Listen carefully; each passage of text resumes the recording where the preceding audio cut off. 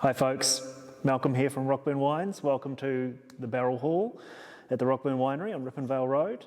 We're here towards the end of one set of lockdowns during 2020. Times are still a little dubious, but we're looking forward to getting our 2019s out onto the market.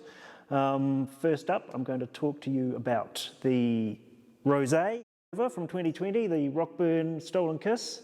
2020 gave us some beautifully ripe fruit, as we tend to get, but some really pretty aromatics and florals, really bright fruit coming through in the flavour profiles.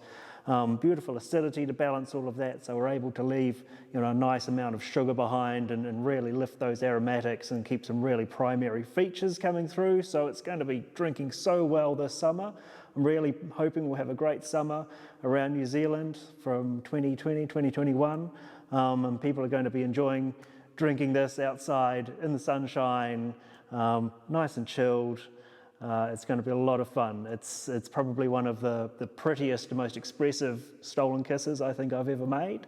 So really excited to get that out and onto the market. Daylight saving is the release date, and it'll sell really quickly, I'm sure. 2019 Rockburn Pinot. I don't tend to wax on a lot about great vintages. We don't get many of them. 2019 is one to really look out for. Probably my favourite vintage, I think, so far with Rockburn. 2007 is another one of my absolute favourites, and people will remember that fondly, I'm sure. Still a little bit of around. If you have some in your cellar, enjoy it. It's still carrying on though. It's still got a way to go. 2019, everything came together. It wasn't a spectacularly warm season, but it was certainly low yielding. It was relatively damp, but we kept on top of that with a clever set of spray regimes. So the fruit when it came in was actually really clean. Like I say, a low yield, very expressive, beautiful tension, harmony, structure. I think we'll be talking about 2019 Central Otago, hopefully Rockburn in particular for many years. But this was a really exceptional vintage, both in terms of quality and quantity.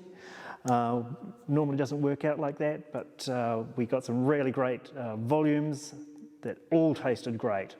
So the Rockburn 2019 is something I'm really excited about.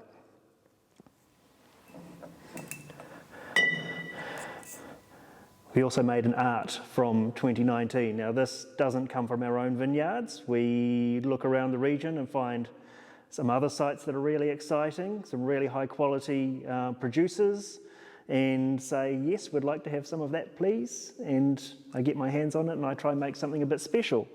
So 2019, the art from a certain vineyard near Lake Dunstan, but in the foothills. Really interesting site, completely different flavour and tannin profile to what we generate from our sites at Rockburn. And then I like to do some extra bits and pieces, pull out a lot of the stops in terms of my winemaking, make something quite large, quite gutsy, quite expressive, extra time in oak, plenty of new oak. So it's a really big voice, sort of a Pinot Noir.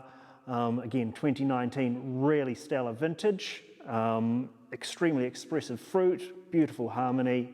The art 2019 is one to put away for a while, bring out with some very special people, and enjoy with some of your darker meats. Perhaps venison would be a really great match on the barbecue. Cool night, not too cool, going to be beautiful.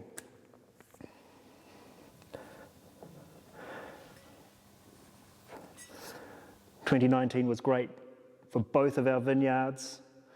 Normally, one or the other will perform better. We say better, but it's Rockburn, it's always going to be good, but things can be better. So two sites, Parkburn and Gibbston.